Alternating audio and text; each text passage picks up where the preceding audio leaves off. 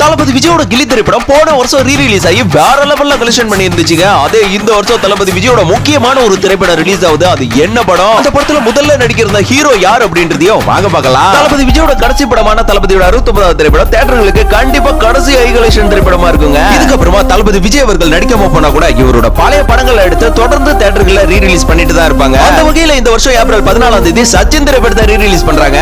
இந்த படம் விஜயோட கரியர்ல ஒரு டிஃபரெண்டான திரைப்படம் தான். ஆனா இந்த படத்துல முதல்ல நடிக்கிற நடிகர் யாருன்னா மறைந்த கன்னட நடிகரான புனித் ராஜ்குமார் அவர்கள் தாங்க.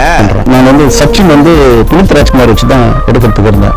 அப்போ ராஜ்குமார் சார் புதிய செய்தி. இந்த படத்தோட ப்ரொடியூசர் கலைப்புலி எஸ் தான் அவர்கள் கிட்ட புனித் ராஜ்குமார் அவர்கள் என்ன சொல்லியிருக்காருன்னா, விஜய் அவர்களுக்கு டேட் இல்லனா கண்டிப்பா நான் பண்றேன் அப்படின்னு சொல்லியிருக்காரு. அப்புறமா விஜய் அவர்களே கால் ஷீட் கொடுத்து படத்தை ஃபுல்லா முடிச்சிட்டாரு. இந்த படத்துல கியூட் அண்ட் ஒரு டிஃபரெண்டான விஜய் நீங்க பாத்துக்கலாம். இந்த படம் உங்களோட தாட்ல எந்த மாதிரி ஒரு படம் அப்படின்றத மறக்காம நம்ம கமெண்ட் பாக்ஸ்ல உங்களோட கமெண்ட்டா பதிவு பண்ணிட்டு போங்க.